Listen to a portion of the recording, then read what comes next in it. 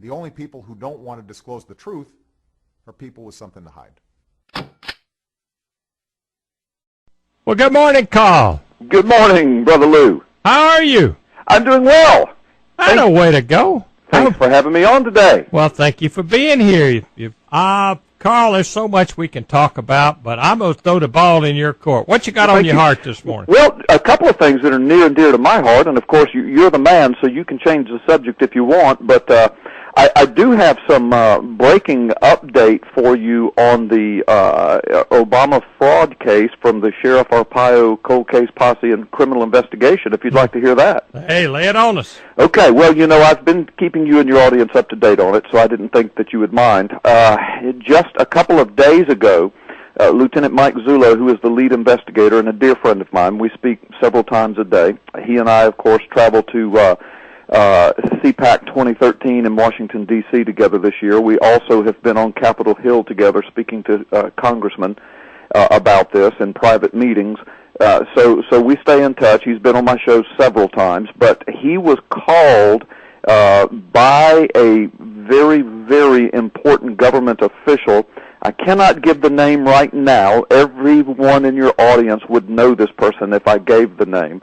But I will give the name of a congressman who called him as well. But this other government official called him and invited him to Washington to hear the evidence that he and Sheriff Arpaio have. So Mike Zullo was in Washington on Capitol Hill Monday, meeting with this government official who heard the entire case, was overwhelmed by it, blown away by it, and is now going to be meeting with a congressman who has expressed interest in moving this forward to a congressional investigation. Now, that congressman's name is Steve Stockman. Steve Stockman is a Republican out of Texas.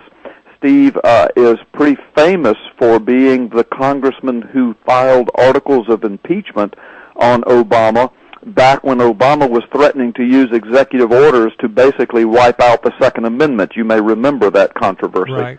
And it was Stockman's articles of impeachment that basically backed Obama into a corner and slowed that whole process down. Matter of fact, that whole process kind of fizzled out and went away. So Steve Stockman is a real go-getter. He doesn't care for Obama's politics at all. He is just very concerned about all of the controversies, Benghazi, IRS, the AP scandal, et cetera, et cetera. Some of these that should be impeachable. Some would even argue perhaps worse than an impeachment.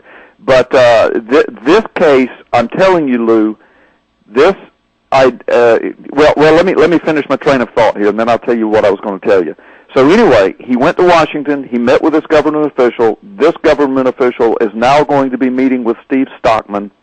I can't promise your listening audience anything, but it looks like we are closer than ever to finally getting a congressional investigation on this, which is where it needs to be. Mm-hmm. Now, simultaneous with that happening on Monday, believe it or not, and these two were, some would call them coincidental, but I believe I see the hand of God in this.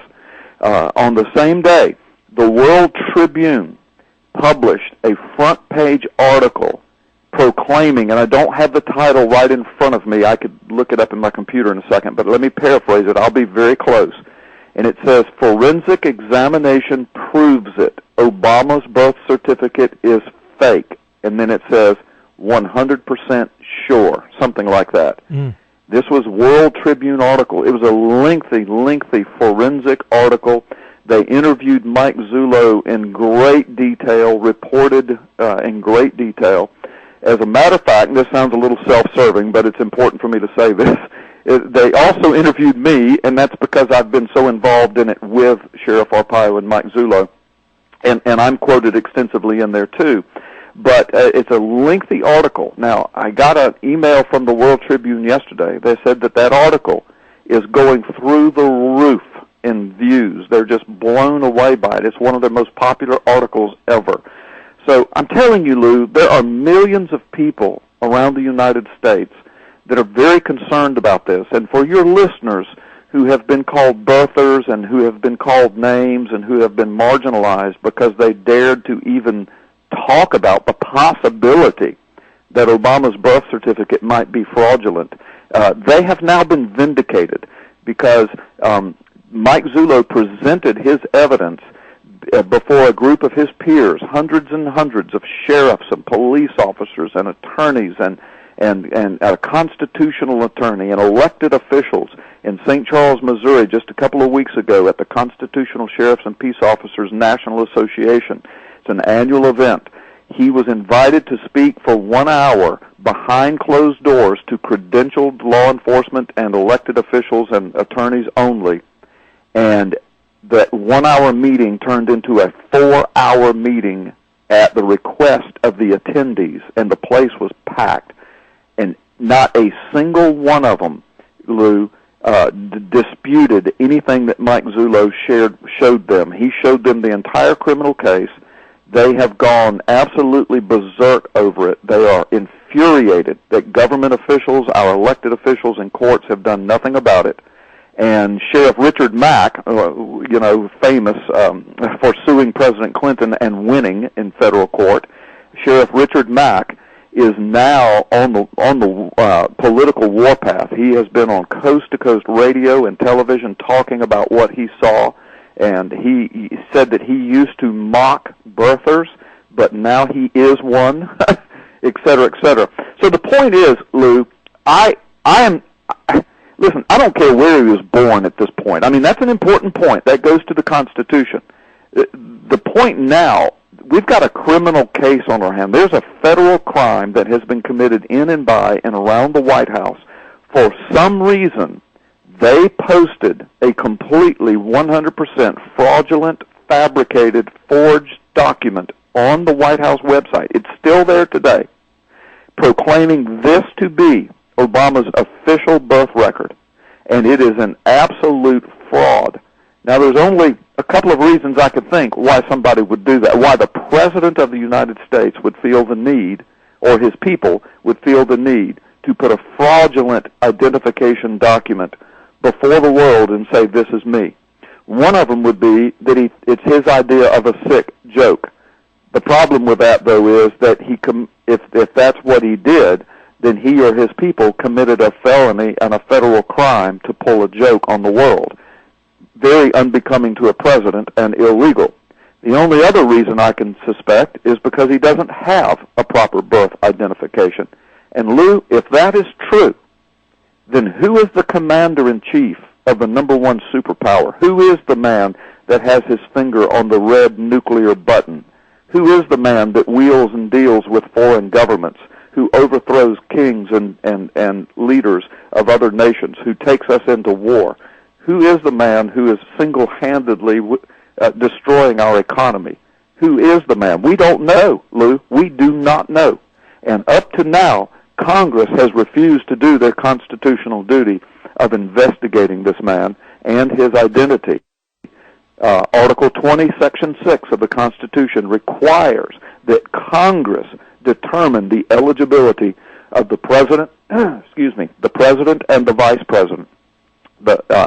And they have not done so yet. Now, let me remind you in your audience, in 2008, the Senate held full investigative hearings on John McCain's eligibility and came out with their findings in Senate Resolution 511. If any of your listeners doubt me, just go to the Internet and look up Senate Resolution 511.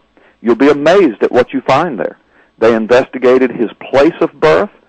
They investigated the citizenship of his parents at the time of his birth, and they eventually ruled that he was eligible to run for president. The controversy was John McCain, of course, was born in the Panama Canal Zone on a military base while his parents were in the military. So that has been done. Congress has done it. The Constitution gives them full authority. They did it just a few years ago, but they have refused to investigate Obama in spite of the fact that when he finally did release a identification document, it has now been proven by a 2-year criminal investigation signed off on in a 40-page affidavit by a forensic document expert who's certified to testify in every court in this land, even before the Supreme Court. in a 300-page document of evidence concerning the fraudulent nature of his birth document. And by the way, this same investigation has also determined that his selective service records are completely fraudulent and fabricated. So, I mean, this is amazing, Lou. This is probably the crime of the century, perhaps the crime of history of the United States.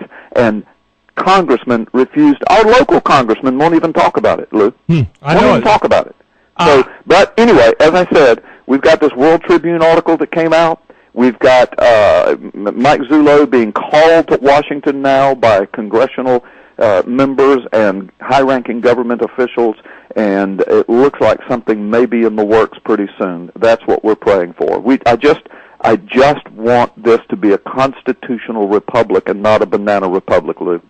Our special guest on the Johnson Ford guest line is Gallup's Cause, pastor of Hickory Hammock Baptist Church down in Milton, and as you can tell, very engaged in what's going on in our country.